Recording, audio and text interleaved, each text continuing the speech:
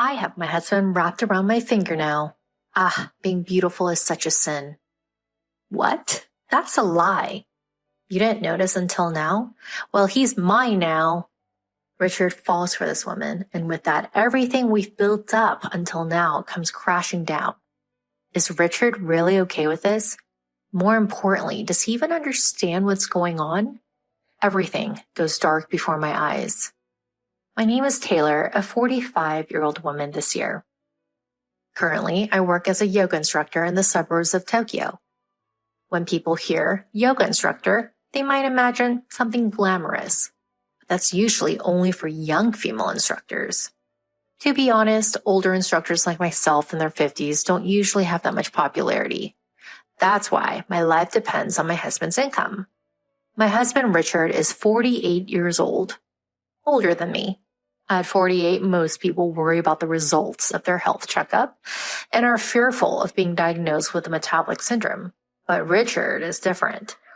He has a radiant complexion, full head of hair, and most importantly, a toned body that's free from a metabolic syndrome at the age of 48. He's my proud husband. When I show Richard's photo to my classmates at the yoga studio, most people are surprised and end up comparing him to their own husbands. That's why I always start with a sales pitch, like, if you bring your husband to my yoga class, he'll transform into someone who looks like this. It's become a staple for me. Richard and I met through my work as a yoga instructor with him as my student. Outside of work, I'm a housewife who takes care of things while he's away. That's been my daily routine, and I thought it would continue like that until that woman showed up. Our daily lives changed completely because of her. It all started with a regular yoga trial course. One day, I recognized from somewhere was in the class. I wonder if I met her before. If she's a former student, it would be rude not to say hello, I thought to myself, struggling to remember where I had seen her before. But I just couldn't seem to remember, even though I thought I was good at remembering faces. I started feeling down, thinking maybe I'm getting old and can't remember people's faces anymore. But looking back now, maybe deep down, I didn't want to remember her. Because she was such a terrible woman. The answer came from her. During a break, the same woman came up to me and started talking.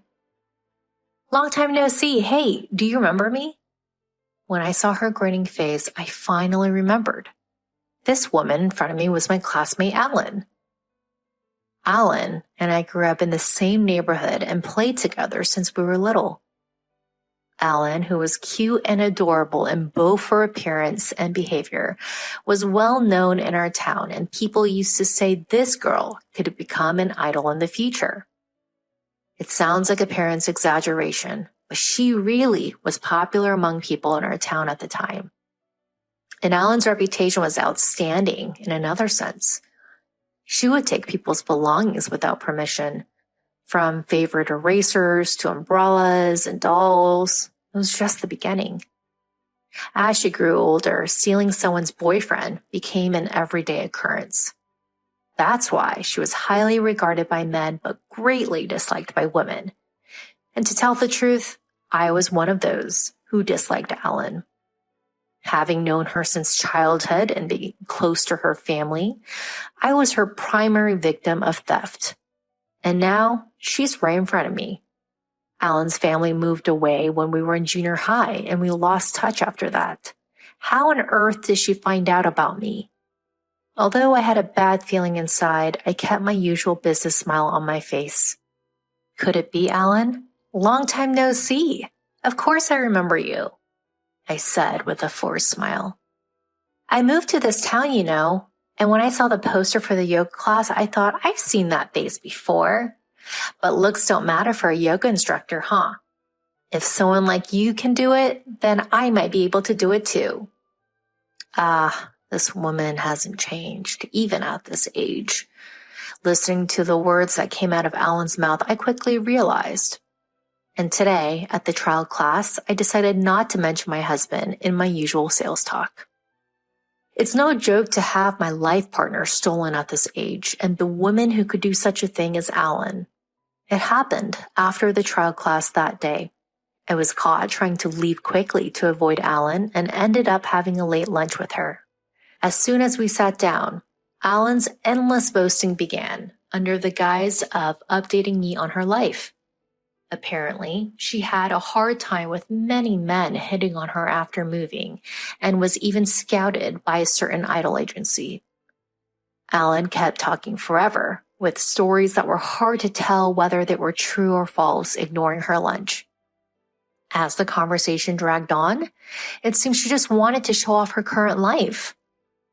You know, living on the top floor of a tower apartment isn't as great as it sounds. The elevator rides are long and the people living on the lower floors are always making snide remarks. It's the worst, right?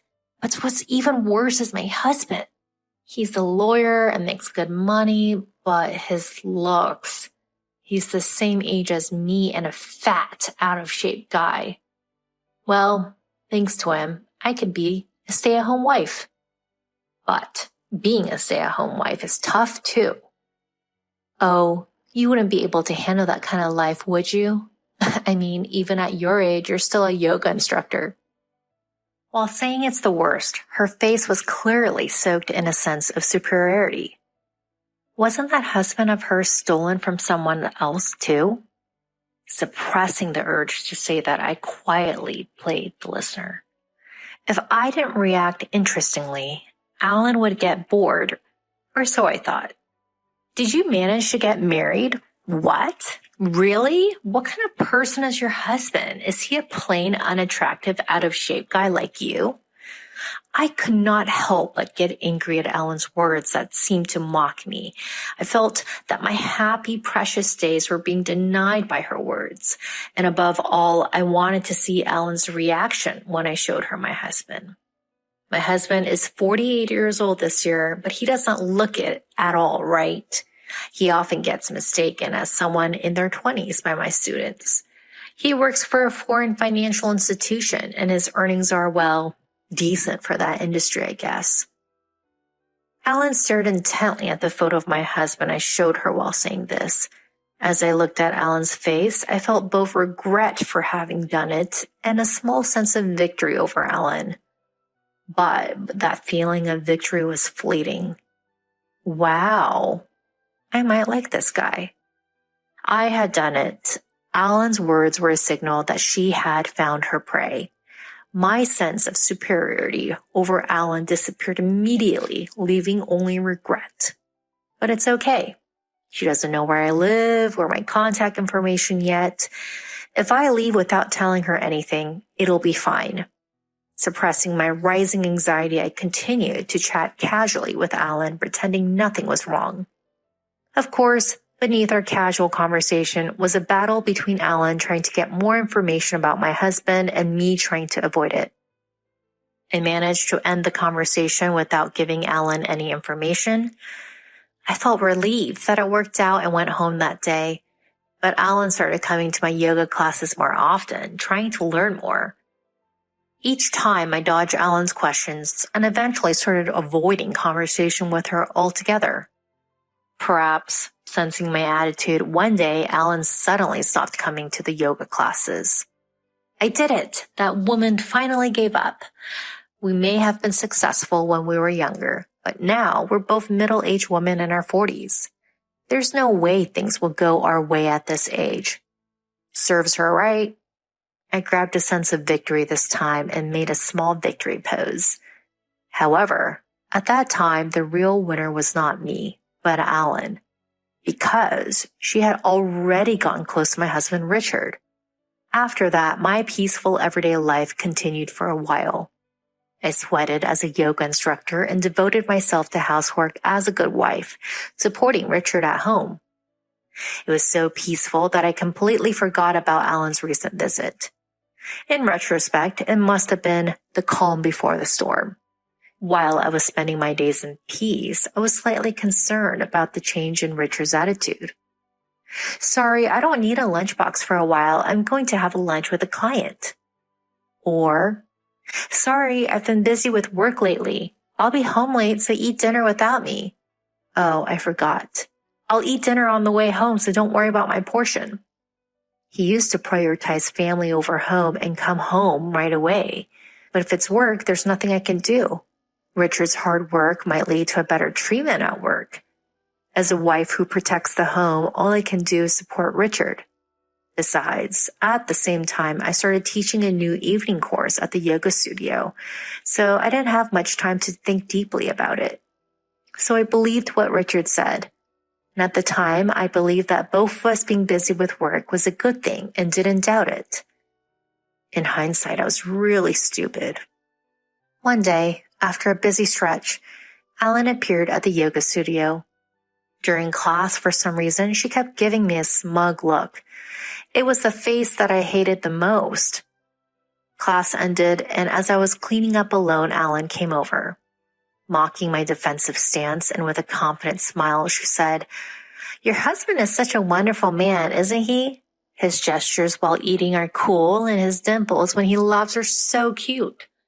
Oh, did you know he has a funny mole on his back, that guy?" So that's what it was. The reason this woman disappeared from my sight wasn't that she had given up on my husband Richard, but that she had already succeeded in getting close to him. The gestures while eating and the dimples when laughing mean they have shared meals together many times? Could it be that Richard not taking his lunchbox with him lately is because of that? But the bigger issue is the funny mole on his back. If I connect the fact that he showed her his back and that Richard has been coming home late recently smelling like soap, the answer is obvious. This woman has already slept with Richard many times. I shuddered. What are you suddenly saying? Besides, I don't remember introducing you to my husband, so why are you meeting Richard? Aren't you stupid? Even if you don't tell me, I can find out from the other students in the class. You are such a fool. I just asked those students for your address, staked it out for a few days, and I knew everything about your husband. After all, you have that photo of the husband you boast and show off. Now Richard is captivated by me. Being beautiful is like a sin. No, that can't be. Didn't you notice until now? I'm taking him. Richard will be taken by this woman. If that happens, everything I've built up until now will be gone. Is Richard really okay with that? Rather, does he even understand what's going on? My vision went dark. As I thought about the possibility of losing everything we had built together and Richard's feelings, Alan left, laughing at me, clutching my stomach in disbelief. I was left alone in the classroom. Calm down and ask Richard for confirmation. It could just be Alan's delusion. More than anything, I wanted to confirm Richard's true feelings. What will he do with everything we've built up so far? And above all, what do you think of me now? That day, when I confronted Richard after he returned home, he easily said, "Sorry, everything Alan said is true. I might have done something wrong to you, but you're the one who's bad. Your cooking is always tasteless, and you never compliment me when I come home from work. Besides, you always order me around, telling me to exercise and use this lotion. In contrast, Alan is kind. Unlike you, she always tells me I'm cool and her cooking is delicious. It's so different from you." Wait a minute. The seasoning of the dishes and the exercise. It's all for you. And yet you talk like that. What about the promises we made about work? You said at the time. Richard interrupted me and yelled, "Shut up. It's all your fault. You're always bossing me around, telling me to do this and that. I don't need a woman like you anymore. We're married, aren't we? Let's just talk it out properly. I have my reasons for asking you to do various things." You're so annoying. Enough already. Today I'm going to Alan's house. Alan is different from you. She's kind and doesn't boss me around. With that, Richard left the house. Left alone, I sighed. I never thought Richard felt that way. It's true that I've asked Richard for various things. But to Richard, did it seem like I was ordering him around? Still, It was all for Richard's sake. Everything I've done for Richard was denied by the very person I did it for. That being said, I think the way he said it was honestly too much. Blaming everything on me and insisting I'm not the one at fault. And finally, I'm going to Alan's place where she'll treat me kindly? What kind of elementary schooler is he? I can't believe this is coming from a man who's almost 50 years old. Is that Richard's true nature? I admit my words and actions were bad, but looking back at Richard's attitude just now, my love for him cooled off all at once. Rather, he's head over heels for Alan, and it seems like he doesn't care about me anymore. That's when I realized, if that's the case, I'll just hand Richard over to Alan completely. If I do that, I might be able to get back at Alan twice over for all the grudges I've held so far. Recalling Alan's face when she laughed at me, I made up my mind. Next time, it's my turn to laugh. I'll get back at that woman twice over. Alan just came to the yoga class the next day as well. Just like yesterday, she looked at me with a smug expression throughout the class. That smile won't last long. I reassured myself and calmed my emotions. When the class ended, Alan approached me just like yesterday. Today, I have a date with Richard. I don't know why, but he stayed at my house yesterday, and now we feel like a real married couple.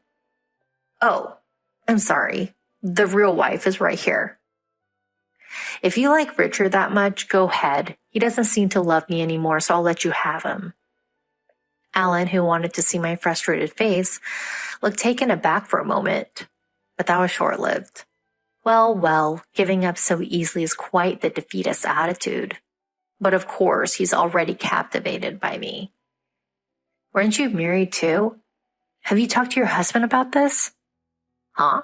I can handle that flabby guy. I'm currently setting him up for an affair, and I'll use that as a leverage to break up with him cleanly. How despicable.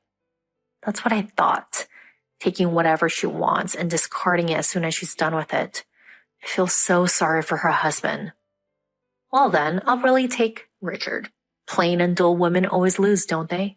A woman like you can only look forward to a lonely old age all by yourself. With that declaration of victory, Alan left. Let her say what she wants. I had Richard write the divorce papers that day. Richard must have already heard about today's events from Alan. He signed the papers without asking any questions. And as I watched him, I thought about how anticlimactic the end of our once happy life together was. But I don't want any regrets. Before Richard and I changed our minds, we both signed the divorce papers and submitted them to the city office right away. Now I'm single. I rented a place nearby, and for a while I lived a comfortable life alone. That being said, I couldn't rely on just my yoga instructor income, so I had to dip into the savings little by little. However, while living alone without fear of the future, I was in touch with someone. All I had to do was wait for a reply. A few months later, Alan came to my yoga class, but this time she came after the class was over. As soon as she came out to me, Alan burst into tears and said, "What's wrong with that man? He was so cool at first, but as soon as we got married, he got fat and his skin got rough. Now he's just a regular chubby middle-aged man. And his salary is low too. I had high hopes because he worked for a famous foreign financial firm. What's going on?" I had been waiting for this. With a smirk in my heart, I pretended to console Alan and told her, "Don't worry. Listen, the reason he was slim and smooth-skinned until now was all because of my meal management and exercise guidance. But since he left me and you spoiled him, he just returned to his true self. That's the real Richard. And while it's true that he worked for a foreign financial institution, it was actually a subsidiary of a related company. I just exaggerated that part. Yes. Even before we got married, I have been paying attention to Richard's diet, and I made him a very well-balanced lunchbox every day. Of course, I also made him eat dinner at home, so I was able to manage all of Richard's meals. I also made him exercise and use men's skincare products like lotion for his skin. That's how he was able to maintain his youthful appearance, which was hard to believe he was in his 40s. But that all disappeared when we divorced, and his new wife, Alan, just spoiled Richard. I'm sure she didn't consider nutrition when cooking and didn't make him exercise either. It's only natural that he would return to his old self with that kind of lifestyle. What? So that man was only put together thanks to you? What's that? Don't worry, with your love, he can become a wonderful man again. But I don't really care. No way, I don't need an old man like that. You take him back. I was truly amazed at this woman's nerve treating people like objects. But of course, I had no intention of going back to how things were. Sorry, I've already found my new partner. Here's what he looks like. I showed Alan a picture of my new partner. The man on my smartphone was a tall, gentle-looking guy wearing a lawyer's badge. Wow, what a great guy. Hey, I'm more suited for him than you. Let's trade husbands, okay? Now it was my turn to burst out laughing. Why don't you ask him yourself? Please marry me. Please go back to how you were, because this man is your ex-husband. No way. How did that chubby man become such a great guy? You're lying. And I can't forgive you for being with him. She still said things like that. I was dumbfounded. I wasn't lying at all. After I divorced Richard and started living alone, the person I kept in touch with was none other than him. Of course, I was in contact with him to take revenge on Alan. First, I dramatically changed his appearance through my diet management and exercise guidance. This was, of course, to later make Alan feel regretful. However, this revenge was only the first stage. The second stage was yet to come. Did you forget that your ex-husband is a lawyer? I already told him that you fabricated his affair. I think a compensation claim from him will arrive at your place soon. What? That's a lie. Oh, and from me too. I filed a claim for consolation money for having an affair with my husband. Of course, I have the strongest lawyer, your ex-husband, on my side. I could hear Alan's small scream, but it was too late. Oops, I almost forgot. Richard got his current job back thanks to a connection at my yoga studio. I told that person about what happened, and they were very disappointed. Who knows what will happen to Richard's treatment now? Alan seemed to be at loss for words. I left Alan standing there and elegantly exited the classroom. Serves you right. She had taken so much from me, even stealing my husband this time. This was a deserved punishment. After a while, Alan had to pay a large sum of compensation due to our lawsuit. She sold the luxury tower apartment she had won in her divorce and now apparently lives in a cheap apartment with Richard. As I predicted, Richard's salary decreased even more after being demoted, and Alan had to find a part-time job. Some of my yoga students work at her part-time job, so I naturally talk about Alan there. Everyone says, "What a horrible woman. Teacher, you went through so much. We'll make sure she gets what she deserves." I wonder what kind of guidance we should give her. I'm looking forward to it. They say various encouraging things. As for me, I happily remarried Alan's ex-husband. Thanks to my dedicated diet management and exercise guidance, he has transformed dramatically from his previous overweight figure to being featured in magazines. Due to the effects, he now has an increased number of legal requests and is struggling to keep up, but he is so happy about it. Unlike Richard, he listens to my various advice and appreciates it. That's why I'm even more motivated to cook for him every day. Oh, and that tower apartment Alan gave up is now where we live. From the window of the tower apartment, Alan's apartment seems so small that it makes me laugh. My revenge is now over. From now on, I plan to live a peaceful and happy life with him.